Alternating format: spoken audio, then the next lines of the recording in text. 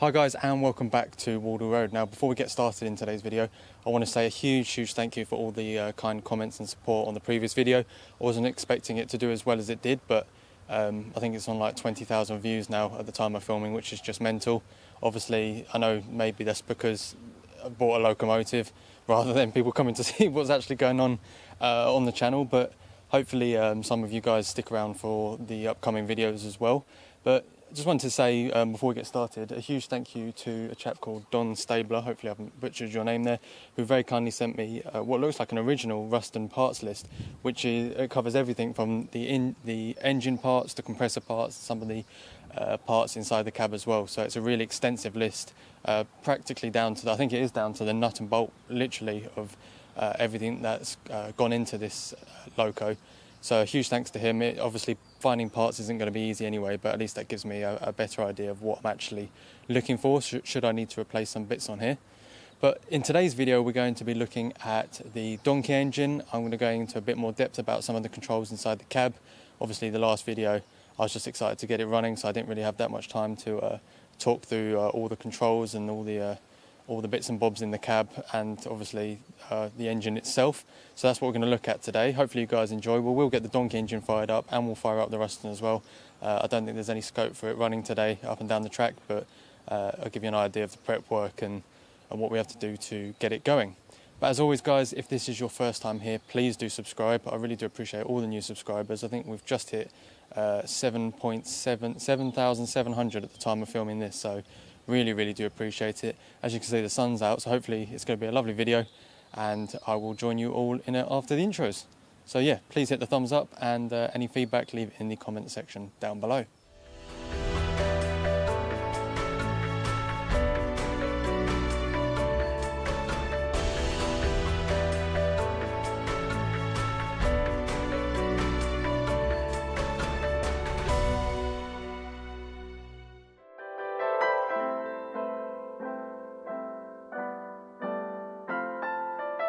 As I've mentioned a few times, we have a donkey engine. Now this is pretty important because obviously if there's no pressure in the starter tank, this is what gets you going. This is what fills up that starter tank and allows you to turn the engine over.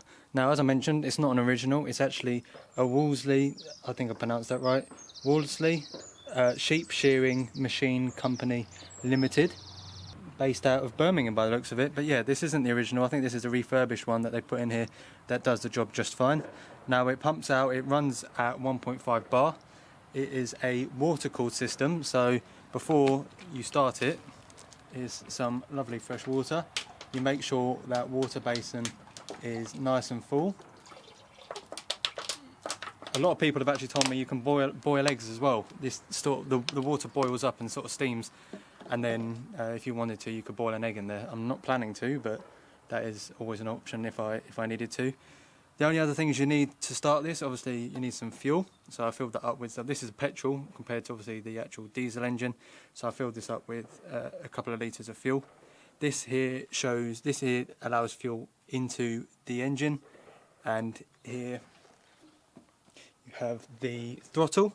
Now to run the throttle you need 42p, and the reason I say 42p is because there was two 20p's and a 2p when we got this. And that 42p sits just behind the throttle here, it's just got the throttle out just enough to keep it ticking over nicely. So obviously take that out. The throttle then sits back in there. So what we're going to do now is start it up. So you're going to need a handle to turn it over. Make sure you can get nice motion there.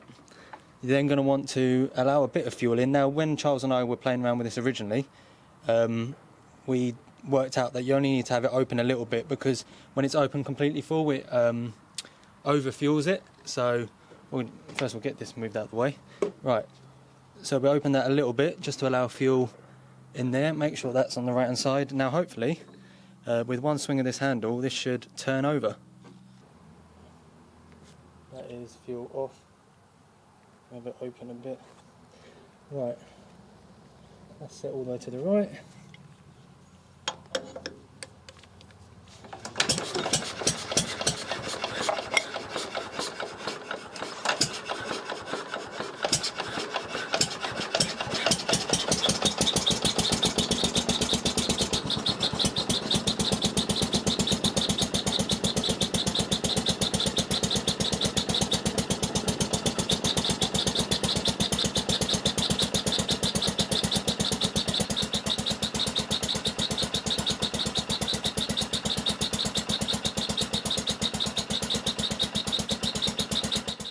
So there you go guys, the engine's now shut down.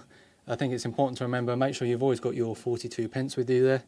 It runs really, really lovely. That hissing sound you may have heard was coming out of the compressor, and that's because I've got it to release the air into the atmosphere rather than down the pipe here to fill up the starter tank. But obviously the starter tank's already got 300 psi in it, so we don't have to worry about that. But it is good to know that this system works, so should there not be any air in it for whatever reason, 42 pence and the twist of a handle can get this started up. And I think when we tried it last time, it only took about 5-10 minutes to get it to full pressure. So I mean, it's not an instant start, but it will get you charged up, ready to go.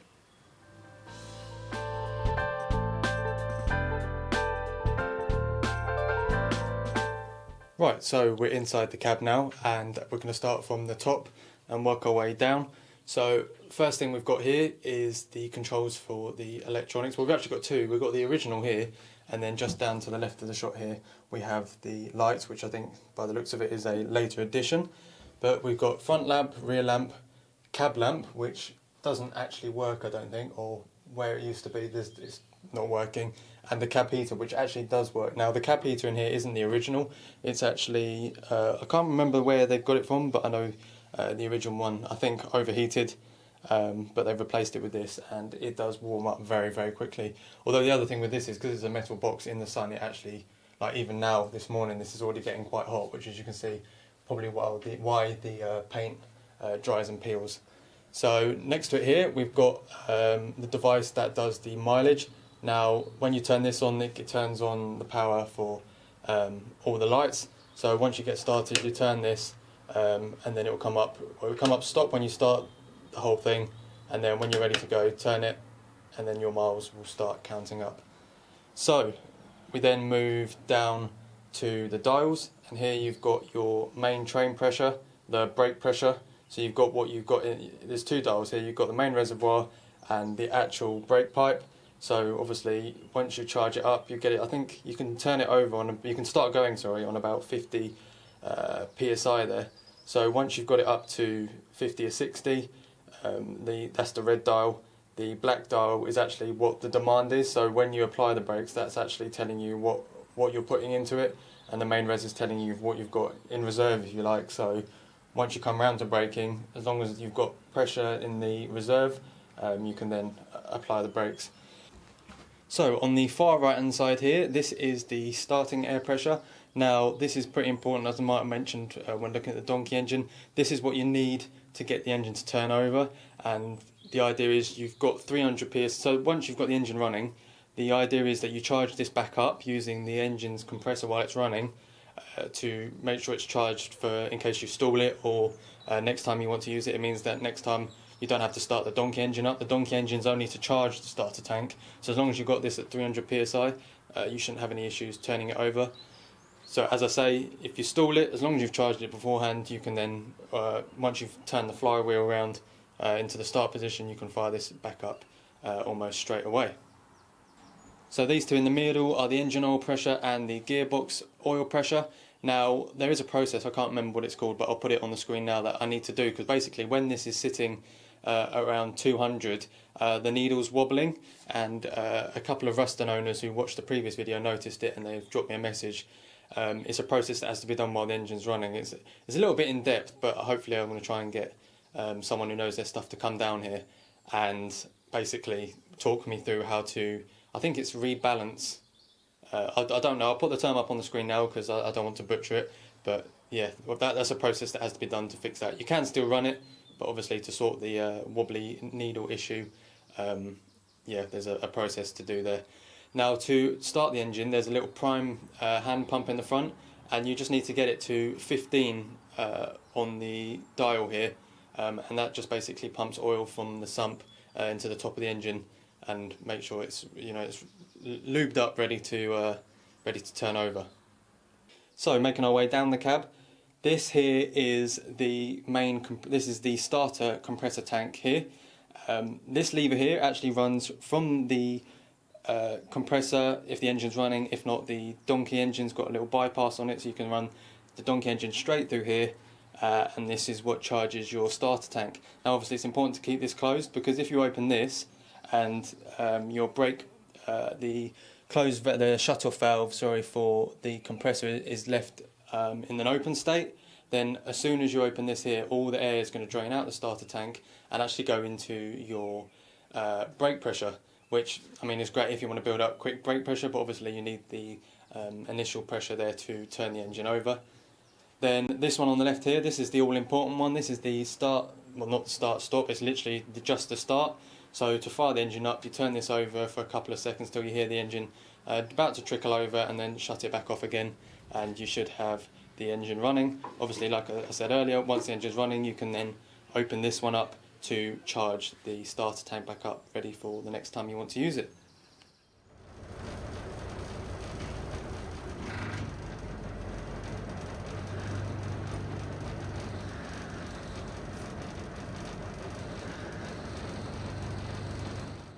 So just to the left of the starter compressor we have our sanders. Now you've got front and rear. The actual unit itself works, however the box, the sand tanks are either all completely soaked, like all the sand in there is clogged up, or there isn't any sand at all, so they need to be cleaned out before that actually works. And then to the left of it here we've got our marker lights. So obviously the lights at the top here, on the first device I showed you, was the main headlamp. These are your marker lights, and obviously you've got two at the front, two at the back, and depending on the direction you'll swap them over to either white or red. Right, now we come to the fun part, which is the driving controls. Now this is a little bit more complicated than perhaps your standard forwards and reverse. This has got two clutches, it's got forwards neutral and reverse neutral, and what I like about this is it's pretty fail-safe in the regards that it's currently sat in reverse neutral, and you can't accidentally push it into forwards neutral. What you have to do is drop this is the gears here, you've got 1 to 4 neutral, and then if I drop it into change, it then allows me to change from reverse neutral to forwards neutral, and then I can then change that back up to whatever gear. This on the far right hand side here, this is your revs. Now obviously when you start the engine you want to give it a fair amount of revs just to make sure the engine's ticking over nicely. To change gear you then drop this back down into slow. You'll choose whichever, obviously if you're going forwards you want forwards neutral, reverse you want reverse neutral. You'll then choose your gear, and then you'll bring the revs up, and then you'll either, dependent on forwards or backwards, move this into the direction, and once you start moving that it will start to go. So this doesn't actually control the speed as such, this actually just controls the revs for the various gears. So you don't think of this as the driving one. I tend to think of this, once you start pushing this forwards, this is where the loco starts moving, rather than how fast you push the revs forwards. So the idea I think is to, I don't know what the exact measurements are for each one, is to kind of gauge the revs dependent on what gear you select, but if that's wrong then please do let me know in the comment section. I'm still getting an understanding of this. It is, once you start driving, it is fairly simple to switch through all the gears. You don't have to start in gear 1, you can start higher gears, but obviously if you're pulling a load it's better to start in gear 1 and work your way up. But as I say, the actual driving itself, once you've got going, is brilliant. Especially the gear change between third and fourth is really, really smooth, which is nice. You get a nice smooth transition between the two and sort of accelerate quite nicely. The gears 1 and 2 are a little bit more, it's a bit more of a fine art to try and get them in gear without the whole thing sort of lurching a little bit, but I think that comes with practice to get that nice and smooth. We did do a couple of transitions when the loco first arrived here, when we were running it up and down the line, and after a while you kind of get a feel of where the clutch is there. But it's like a car clutch. Once you push it in forwards, it's like lifting the clutch up. You've got to find that biting point and then sort of lock it in, if you like. But yeah, as I say, that will come with practice, but it is, once you get going, a relatively simple loco to operate. So we're down at the bottom of the cab, and as you can see we've got a couple of bits to look at down here. Now at the very bottom down here we've got our gearbox oil cock, and it's currently in the stop position, and you put this in the stop position the moment the engine stops, but when you've got the engine running you knock it over to run. To the right hand side here we've got a overload stop, and just above it here, this is the all important one, this is the start and stop. So to have it ready to start, you lift it up, put it into the furthest notch, and then when you're ready to stop the engine you push it forward into the first notch. So as we're preparing to turn the engine over, we have it in the start position. And then just down the far right hand side here, I don't know if you can see it, this is the valve that when you're charging, you open this up, and then when you finish charging, you shut it back off again, and that just stops the air leaking or draining down from the starter tank into the air brakes.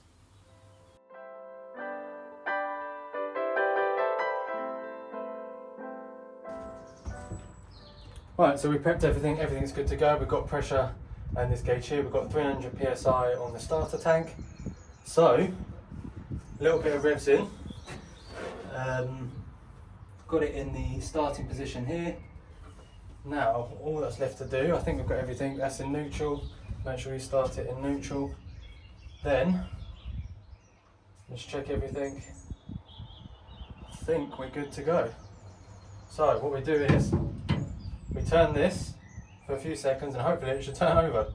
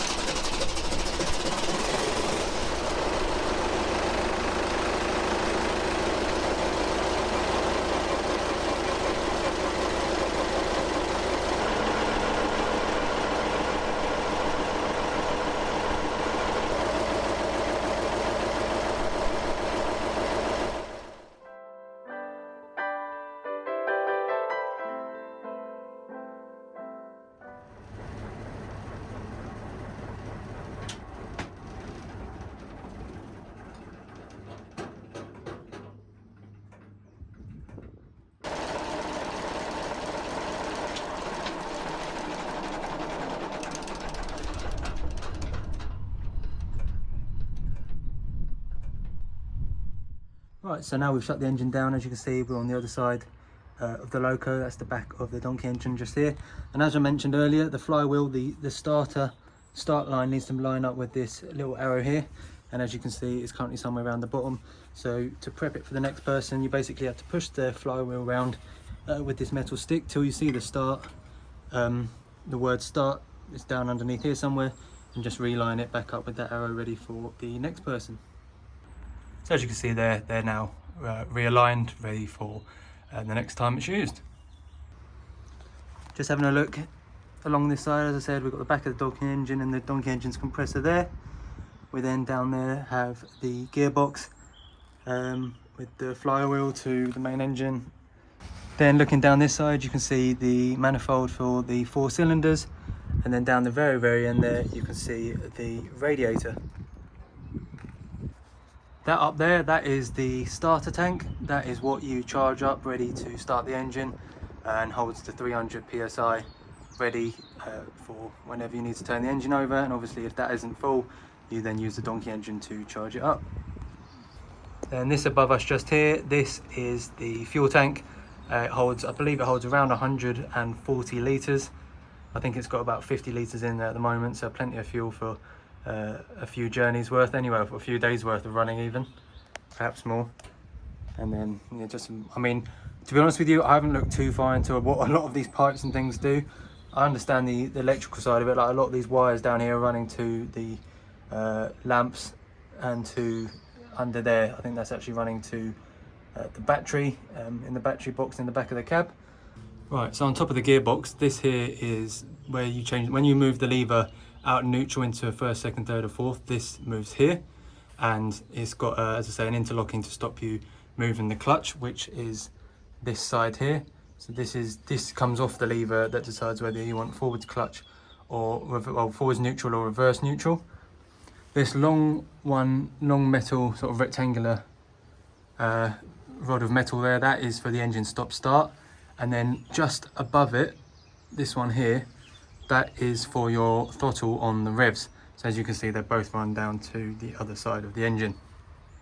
So just coming around here, as you can see, the one furthest back there is the engine start stop, and then you've got the throttle for the engine revs nearest to us there. because this Loco is chain driven, this underneath me here that runs all the way down to that axle, and then the one that runs back there to the other axle is where the chains are housed, and you can see the filler caps there for the chain oil.